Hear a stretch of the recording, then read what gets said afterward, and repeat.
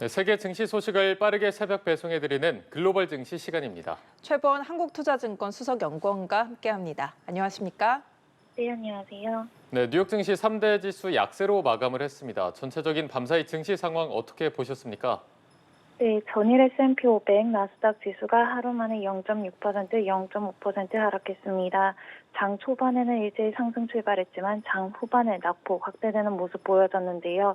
확실히 엔비디아와 같은 기업들의 실적 발표 앞두고 가파른 상승세 이어지기보다는 아무래도 단기 반등이 컸던 업체들 위주의 차익 실현 매물 출회가 되었습니다. 그리고 장 후반에는 FOMC 회의에 의사록도 공개가 된 점이 투자 심리를 위축시켰습니다. 네, 장 마감 후에는 엔비디아의 1분기 실적이 공개됐는데요. 이 시장 예상치를 적절히 웃돌아서 시간의 거래에서는 상승을 했습니다. 대형 기술주들은 대체로 혼조세 보였는데 오늘 종목별 상황도 한번 짚어볼까요? 네, 우선 대형 성장주부터 살펴보시겠는데요. 대형 성장주 중에서도 실적 발표를 앞두고 엔비디아가 0.5%, 대표 경기 소비재 업체인 아마존과 테슬라가 0.6%, 1.7% 하락했습니다. 아무래도 단기 반등이 컸던 만큼 일부 상승분 반납하는 모습이 보여졌고요. 알파벳도 0.3% 하락했지만은 상대적으로 부진했던 애플은 0.1% 상승했습니다.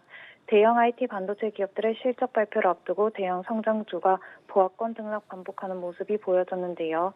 엔비디아가 예상보다 양호한 매출 EPS를 발표를 하면서 시간의 주가가 4% 넘게 상승 중입니다. 이에 따라서 관세 불확실성 속에서도 우려보다 양호한 실적이 발표가 되었다라는 평가가 이어지면서 테슬라, 아마존, 마이크로소프트, 알파벳과 같은 업체들도 시간의 주가 모두 상승하고 있습니다. 전일은 또 한 가지 특징이 보여졌는데요. 동일 업종 내에서도 차별화가 심화가 되었습니다. 유틸리티 기업들 전일 하루 만에 큰 폭으로 하락을 하면서 전체 S&P 500 지수의 유틸리티 업종이 1.4% 하락했는데 GE 베르노바와 같은 경우에는 하루 만에 2.9% 상승했습니다. 아무래도 동일 업종 내에서도 상당히 기업별로 주가가 나뉘는 모습이 조금 더 두드러질 수 있다는 점 참고해 주시면 감사할 것 같습니다. 네, 그리고 미 연준의 의사록도 공개가 됐습니다. 연준 위원들은 트럼프 대통령의 관세 정책이 통화 정책 운영에 어려움을 가하고 있다 이런 우려를 나타냈는데 앞으로의 주가 흐름에는 어떤 영향을 미친다고 봐야 할까요?